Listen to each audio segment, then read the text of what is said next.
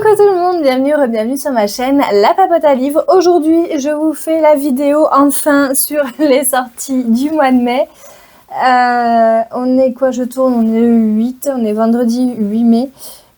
Il était un petit peu de temps, bon j'avoue j'avais oublié de la filmer avant mon opération. Du coup, après l'opération, j'ai pas filmé grand chose. Vite fait du lifestyle, mais pour un vlog qui sortira quand il sortira. Et du coup, voilà. Bon, c'est pas grave, c'est parti. La première sortie dont je vais vous parler, elle a eu lieu le 5 mai et c'est Journal d'une Wedding Planner, que j'ai déjà en ma possession, de Sophie Jomain chez Charleston. Donc Sophie Jomain, c'est celle qui a écrit Le vent souffle sur Little Balmoral, que j'ai ici en ma possession, mais que je n'ai pas encore lu. En vrai, il a des vibes automne-hiver. Et je sais pas. Je sais pas. Pour le moment, c'est pas ma priorité. J'ai tellement d'autres trucs à lire. Mais lui pourrait passer dans pas longtemps. Donc, Zélie Aumont, Wedding Planner, à votre service. J'exerce dans la charmante petite ville de Honfleur, en Normandie, et je suis née avec un nom particulier. Je peux sentir si deux personnes sont faites l'une pour l'autre. Mon odorat est infaillible, enfin presque. Mon agence a perdu un gros contrat et je dois me résoudre à organiser le mariage de Joséphine, l'un de mes pires cauchemars de lycée. Si j'ai tout de suite compris qu'elle et son futur mari n'ont rien en commun, j'hésite à lui dire la vérité. Surtout que Félix, l'un des témoins, me tient particulièrement à l'œil. D'ailleurs, je me demande pourquoi je n'arrive pas à le sentir, lui. Bref, autant me faire une raison. Ce mariage s'annonce définitivement comme le plus chaotique de ma carrière. En plus, il y a plein de trucs. Donc là, quand on frotte, ça sent alors la lavande. Moi, j'ai l'odeur de lavande. Et en fait, toutes les pages qui sont comme ça, ou presque, il y a des petites pages un peu comme ça. Et de temps en temps, hop là, de temps en temps, on va pouvoir sentir un truc. Je crois que c'est dans l'autre. Bon, je les ai achetés hier, la vérité. Je sais plus où c'est. À un moment, on peut sentir la crème solaire ou je sais pas quoi. Enfin bref. Dans tous les cas, lui, je vais pas vous dire il va partir vite parce qu'en vrai, j'en sais rien. Il y a des trucs, je vous ai dit, il va partir vite. Ils sont encore dans ma pile à lire. Donc, en tout cas, il fait un. Voilà. Toujours le 5 mai est sorti Les petits plats de notre grand-mère de Kim Ji-yoon chez Nami. Propriétaire de l'échoppe Mana Doshirak à Séoul, Grand-mère Jong prépare les meilleurs lunchbox du quartier et laisse dans chaque repas un petit message délicat, drôle et plein d'espoir pour ses clients. Avec enthousiasme et fantaisie, c'est ainsi qu'elle aide depuis des années les habitants à se rapprocher et à devenir amis. Alors, quand un nouveau-né est abandonné dans sa boutique, Grand-mère Jong décide d'en prendre soin le temps que sa mère vienne le récupérer. Car elle en est persuadée, celle-ci ne doit pas être très loin et a juste besoin d'un peu de soutien. Ça a l'air tellement tout doux, tout mignon. Mais en même temps, c'est les éditions Nami, donc en vrai, c'est toujours ce truc-là un peu feel good, un peu câlin, un petit câlin asiatique tout chouette. Donc, allez, j'ai envie de vous dire, c'est parti. Non, je ne l'ai pas encore pris, hein. Sinon, je vous l'aurais montré, mais... Le 6 mai est sorti In My Pistachio Era de Emily Collins chez E.H. qui est ici en ma possession. Et la couverture, elle sent la pistachio. C'est trop bien. Donc c'est... Oh, Juliette version. Peut-être qu'on aura Orso version, puisque c'est le Love Interest. Je vous dis. Des pistaches, un voisin grognon et une rivalité aussi délicieuse qu'explosive. Juliette pensait repartir de zéro, quitter Paris, son mec et sa vie bien rangée pour s'installer en Toscane. Son rêve, produire des pistaches, faire du yoga au lever du soleil, écouter Taylor Swift en boucle et s'inventer une existence douce et gourmande à l'image de son tiramisu à la pistache préféré. Jusqu'à ce que Orso entre en scène. Producteur d'huile d'olive au charme brut et au caractère bien trempé, Il voit d'un très mauvais œil l'arrivée de cette Française qui ose bousculer les traditions. Entre les piques-fuses et les regards s'accrochent. Le courant ne passe pas et crépite. Quand un prestigieux concours les oppose, la guerre est déclarée. Olive contre pistache, tradition contre modernité, fierté contre désir, et si l'amour, comme les meilleures recettes, naissait parfois des associations les plus inattendues. Niveau flamèche, on est à 2 sur 4. Voilà. Alors, il faut savoir que, déjà, il est beau. Il y a la recette du tiramisu à la pistache à la fin. Alors, ça pourrait être une hérésie, étant un quart italienne, ça pourrait être un peu une hérésie. Je ne sais pas si vous l'aviez un peu remarqué. Mais j'adore faire des tiramisu un peu modifiés, genre à la fraise, au melon, j'ai déjà fait, au spéculoos, c'est trop bon. Et à la pistache, j'avoue, j'ai pas essayé encore. Ça pourrait être une bonne idée. Mais mon mari aime pas trop ça, il est pas très fan, donc c'est peut-être pour ça que j'ai pas essayé encore. Enfin bref.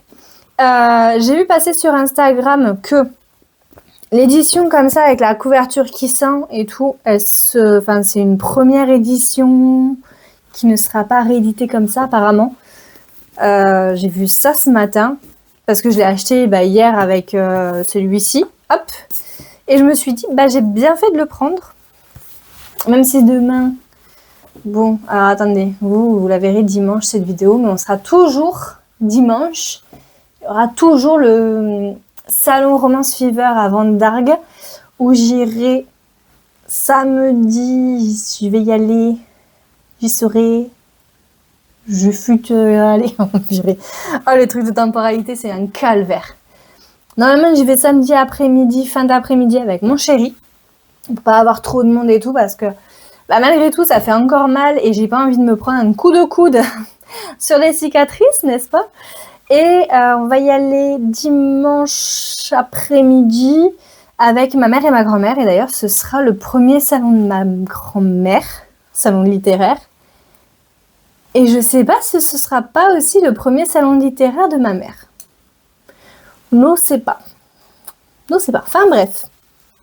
Le 6 mai est également sorti Si le temps m'était compté de Stéphanie Giordano. Mila, jeune horlogère passionnée, travaille à Genève dans une boutique de montres de luxe. Un cadre prestigieux, un salaire à la hauteur de ses ambitions et pourtant, cette réussite apparente ne la satisfait pas. Elle veut avoir le sentiment de servir à quelque chose. Après avoir refusé les avances d'un client important, elle décide de tout quitter et de retourner chez sa mère à Lautrec, dans le sud de la France où elle a grandi. Au village, elle rencontre Pablo, un garçon de café philosophe, qui lui pose une question déconcertante. De quelle personne a-t-elle marqué l'existence sans le savoir? Mila est persuadée qu'il n'y en a aucune. Pablo, lui, fait le pari de les trouver, persuadé que l'impact d'une existence ne se mesure pas à des exploits, mais à la profondeur des gestes, ceux qui laissent une trace sans faire de bruit. Dans ce nouveau roman sensible et lumineux, Stéphanie Giordano explore la tension entre désir de dépassement de soi et fragilité intime et interroge ce que signifie pour chacun réussir sa vie. J'avoue, j'aime beaucoup, surtout qu'en ce moment, je suis en plein questionnement, on va dire. Je me demande beaucoup si je continue sur ma lancée professionnelle, si j'ajoute des cordes à mon arc, si je fais un virage à 90 degrés. J'aime beaucoup ce que je fais, mais je sais pas, il y a un truc qui me... Voilà, donc je me pose des questions et je me dis que en fait il est un peu en miroir des questions que je me pose, donc ça peut être sympa de le lire et peut-être que ça pourrait m'apporter des réponses, qui sait. Hier pour moi, puisque je vous rappelle qu'on est le 8 aujourd'hui quand je filme. Donc le 7 mai est sorti Malfaisante de Molly O'Neill. Donc lui, je l'ai vu et revu passer sur Instagram. S'il est chez Sabran et que je suis Sabran dans tous les cas. Il me tente bien, de par son approche, je vous lis. J'appartiens au conte de fées, mais je suis plus réelle que vous ne le croyez. Sous les eaux tranquilles d'un lac anglais habite un monstre aux dents affûtées comme des lames de rasoir qui alimente les légendes locales depuis des générations. Jenny, la malfaisante, n'a jamais adressé la parole à un seul être humain auparavant, mais lorsqu'une sorcière est jetée dans son lac par les habitants du village voisin, quelque chose la pousse à la sauver. Et justement, Tempérance ne sait pas pourquoi ses proches se sont soudainement retournés contre elle, mais elle a l'intuition que leur nouveau pasteur y est pour quelque chose. Son seul souhait, retourner auprès de son mari et ses enfants coûte que coûte. Le mal qui menace le foyer de Tempérance et le lac de Jenny les pousse à s'unir malgré leurs différences. Une quête mêlant merveilleux et humour les attend, dont l'enjeu pourrait leur révéler l'un des secrets les mieux gardés de Grande-Bretagne. Alors moi, tu me parles de lac en Grande-Bretagne, je te dis le Loch Ness. Après, est-ce que il y a un lien? Peut-être. Peut-être, à voir. À voir, mais ça a l'air sympa. Par contre, le relié, il a pas de jaspage, il est à 25 €, enfin 24,90 €.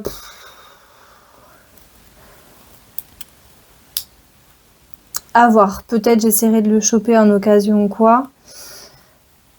Parce que 25 €, j'avoue, je préfère les mettre dans quelque chose de plus consistant, entre guillemets, que juste la première et la quatrième en dur, quoi.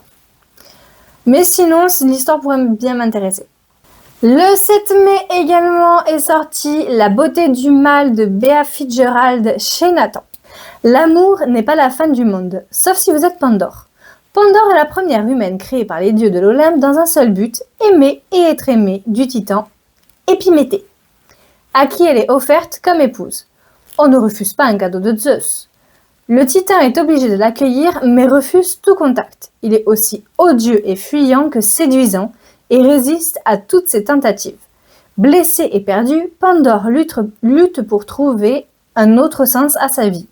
Dans sa quête de réponse, elle finit par rallier l'exaspérant Épiméthée. J'ai bugué. La chimie entre eux devient de plus en plus dure à nier, et si en réalité son destin était tout autre.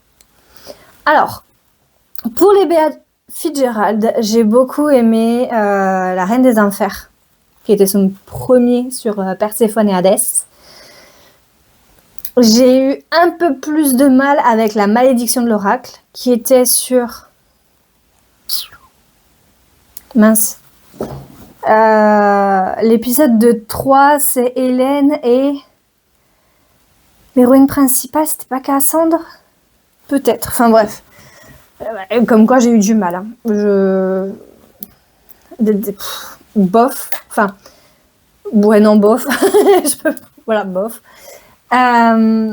Du coup, j'aimerais bien le lire pour voir si la balance, elle repenche sur du trop bien ou sur du bof. Après, je me dis, La Malédiction de l'Oracle, il est arrivé après La Reine des Enfers. Et La Reine des Enfers, ça a été un banger. Enfin, pour moi, ça a été vraiment un gros coup de cœur. Donc, je m'attendais à un truc... quoi. Et du coup, j'ai été déçue. Surtout par l'héroïne principale que j'ai... elle m'a sorti par les yeux. Son caractère était vraiment pas ouf. Donc, à voir. À voir, là, vraiment, je vais y aller à tâtouillon et voir ce que ça donne. Mais bon, du coup, peut-être que ce sera une belle surprise. Comme j'y vais sans a priori, sans grosses attentes.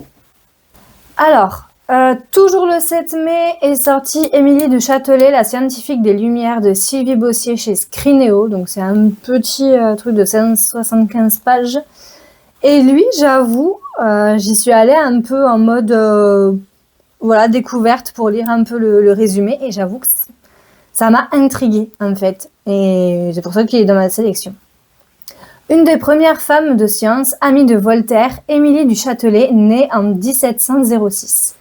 Quasiment en même temps que les siècles des Lumières, dont elle va incarner la liberté d'esprit. Dès son enfance, encouragée par son père, elle veut comprendre les lois de l'univers et se passionne pour les sciences. Mariée à 19 ans, elle garde sa précieuse liberté.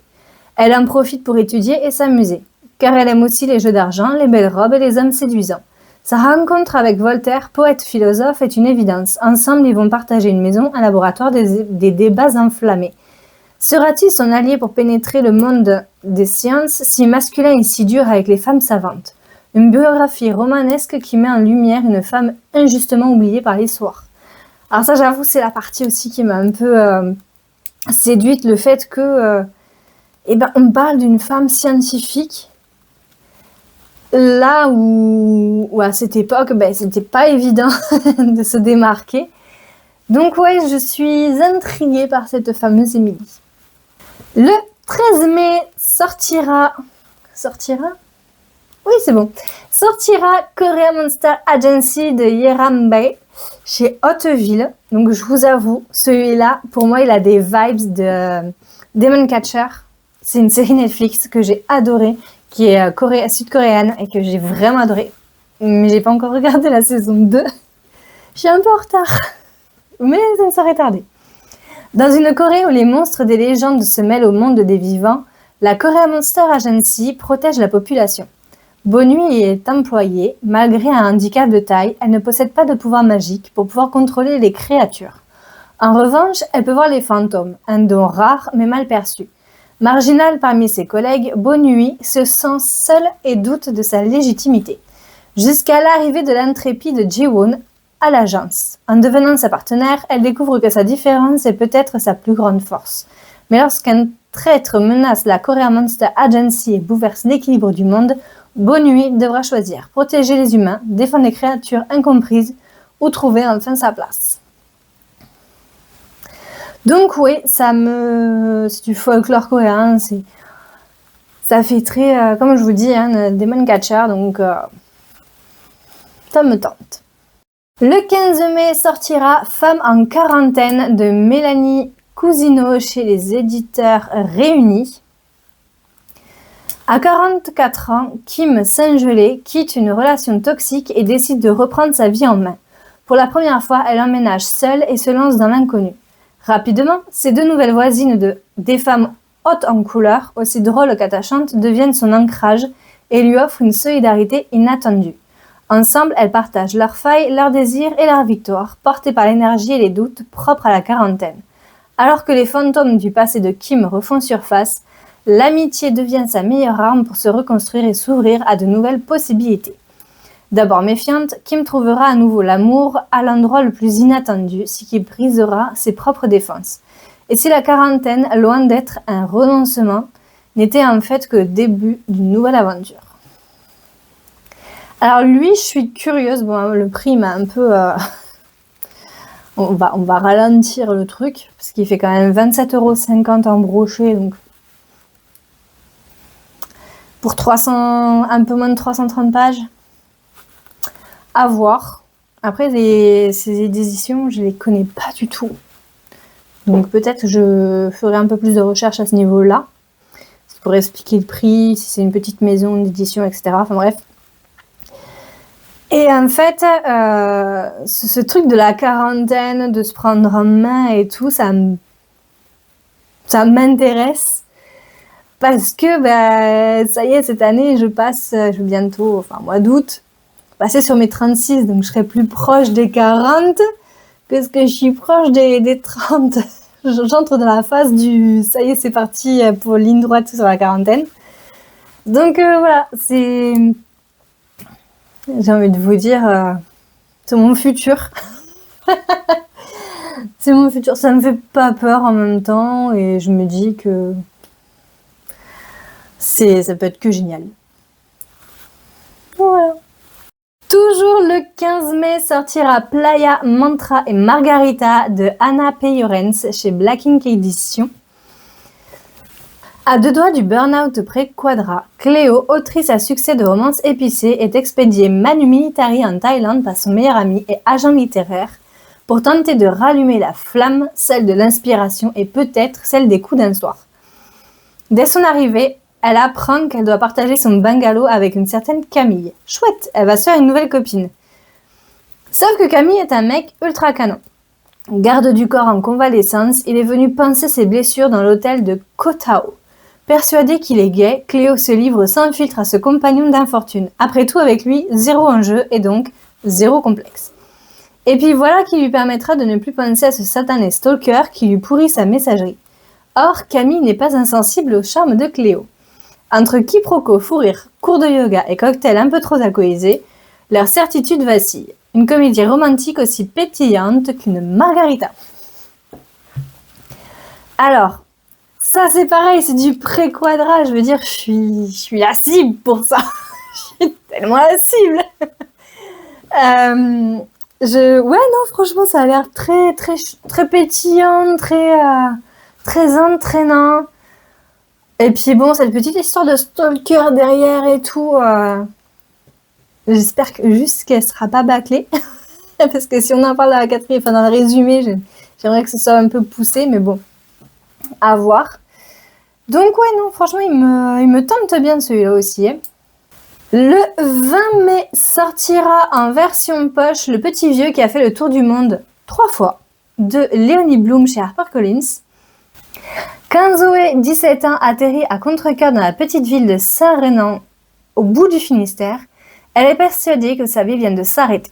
S'en échapper devient son unique obsession. Elle rêve d'Amérique, de grands espaces et d'aventures. Mais rien ne la prépare à sa rencontre avec Pierre, son voisin de 92 ans, ancien marin au caractère bien trempé. Très vite, Pierre entraîne Zoé dans un voyage palpitant à travers le temps et les émotions en alternant répliques corrosives, souvenirs d'escales lointaines et leçons de vie imprévues. Jour après jour, leurs échanges dévoilent de nombreuses des blessures enfouies et des rêves oubliés, transformant ce qui semblait une simple parenthèse en une aventure hors du commun. Alors forcément, ce qui me plaît, c'est l'intergénérationnel. Je crois que vous le savez depuis le temps. Depuis le temps, ou alors si vous êtes nouveau, sachez-le, j'adore l'intergénérationnel. Ça s'explique parce que j'ai grandi auprès de mes arrière-grands-parents. Ma mère, elle m'a eu très jeune, enfin pour l'époque, parce qu'elle avait 19 ans quand elle m'a eu. Mes arrière-grands-parents, ils étaient tout juste à la retraite, ils avaient une 60aine d'années. Et c'est surtout eux qui m'ont... Enfin, pas qui m'ont élevée, mais avec qui j'ai grandi. Parce que c'était les seuls à ce moment-là qui ne travaillaient pas, qui étaient à la retraite. Et ils pouvaient aller me chercher à l'école, m'amener, s'occuper de moi quand ma mère travaillait, quand mes grands-parents travaillaient, quand mes tantes travaillaient. Donc vraiment, l'intergénérationnel, je l'ai connu. Comme mes arrière-grands-parents sont partis habiter chez mes grands-parents, je passais beaucoup de temps avec eux, donc on était tous chez mes grands-parents, ma mère, mes tantes, mes cousins, mes arrière-grands-parents. Enfin, j'ai vraiment connu ce mode de vie où, sous le même toit, il y a de l'intergénérationnel et ça fonctionne en fait. J'ai appris à pâtisser avec mon arrière-grand-mère, j'ai appris le tricot et la couture grâce à ma grand-mère. Enfin, tout ce que je sais faire en bricolage, c'est mon grand-père qui me l'a montré. Pour la mécanique aussi. Donc ouais, non, c'est vraiment l'intergénérationnel. Pour moi, c'est vraiment quelque chose qui me tient à cœur. Et dès que du coup, c'est mon attrape Anaïs en fait. Vous me mettez de l'intergénérationnel dans un résumé, c'est un attrape Anaïs quoi. Tout simplement.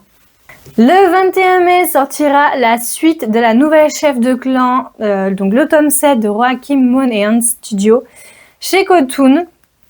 Donc on suit Firencia qui... comment dire? Non, je vais le lire, ce sera plus simple. Alors, je vais vous lire le résumé du tome 1 pour pas vous spoiler. Une jeune femme décide de changer son destin et devient chef de famille. Firencia fait partie des héritiers de la prestigieuse famille Lombardi. Après la mort de ses deux seuls soutiens, son père et son grand-père, ses cousins la persécutent et réduisent leur héritage à néant. Firencia meurt de façon tragique avant d'avoir pu sauver la famille de la faillite. Mais le destin de son côté et la jeune femme se réincarnent dans son corps d'enfant. Firencia décide alors de changer son destin et de prendre le contrôle de la famille de Lombardie. J'adore. J'adore. Franchement, il n'y a pas d'autre mot. J'adore. Ça, fait partie de mes sagas chouchous du moment. Et j'ai tellement hâte d'avoir la suite. Donc, trop bien. Et enfin, le dernier qui sortira également le 21 mai, c'est Une vie de fantôme de Anouk Langanet chez Syros. Tu es un fantôme et tu n'as aucun souvenir de ta vie d'avant. Qui es-tu et que t'est-il arrivé? À toi de le découvrir. Tu te réveilles dans un état cotonneux, léger comme l'air. En face de toi, un grand miroir ovale. Tu te regardes dedans, mais tu ne te vois pas. Tu comprends que tu es mort, ou plutôt que tu es devenu un fantôme. Tu ne te souviens de rien, pas même de ton identité. À toi de mener l'enquête en explorant le château gothique où tu t'es réveillé. Ses occupants, issus d'une ancienne et noble famille, semblent cacher de lourds secrets. L'un d'eux a-t-il un lien avec ta mort? Et qui sont-ils pour toi? Pour découvrir la vérité, tu devras ouvrir les yeux et fouiller aux bons endroits. Ensuite, tu pourras passer à l'action. Choisiras-tu la vengeance ou le pardon? Alors, je sais pas si c'est un choice. Attends. Je ne sais pas si c'est un choice ou pas. Alors, le fait que le résumé soit à la... Enfin, nous pointe à la deuxième personne du singulier en tu, j'ai tendance à me dire soit c'est parce que il va y avoir une... pour nous mettre vraiment à la place du fantôme, pour vraiment qu'on s'identifie au fantôme, ou alors c'est un livre à choix multiples. Genre, vous savez, les livres où, selon le choix que vous faites, il y aura une fin différente. Et ça, j'avoue, ça me plairait bien. Parce qu'à chaque fois que j'en vois passer, c'est des trucs assez pour les enfants, ou alors d'horreur. Et j'aime pas trop, c'est pas trop mon kiff. Après, si vous avez, je viens d'y penser, si vous avez des recommandations de livres comme ça, qui sont pas horreur, enfantin, etc., qui font pas, je crois que c'est Chair de poule ou un équivalent qui fait ça, mais vraiment qui font un peu plus stylé. Pas que ce soit pas stylé, Chair de poule, hein, mais c'est pas ma cam. Que vous connaissez, que vous avez des rêves comme ça, tu commences l'histoire et ensuite, selon le choix, ça t'amène à la page temps et tatata, et du coup, selon les choix qu'on fait, bah, ça donne une fin différente.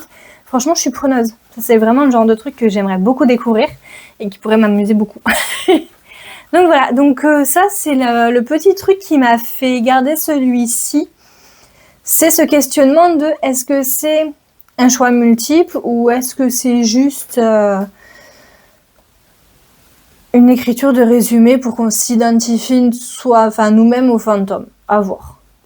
Allez, c'est tout pour cette vidéo. J'espère qu'elle vous aura plu. N'hésitez pas à partager, liker, vous abonner, commenter. Si vous êtes timide, comme c'est pour le mois de mai, vous pouvez mettre des petits brins de muguet. Voilà. Franchement, j'ai pas d'autres idées. Et dans tous les cas, nous on se retrouve dans une prochaine vidéo. Ciao, ciao! À l'image de son tiramisu à la pistache préférée. Ok. J'ai bugué.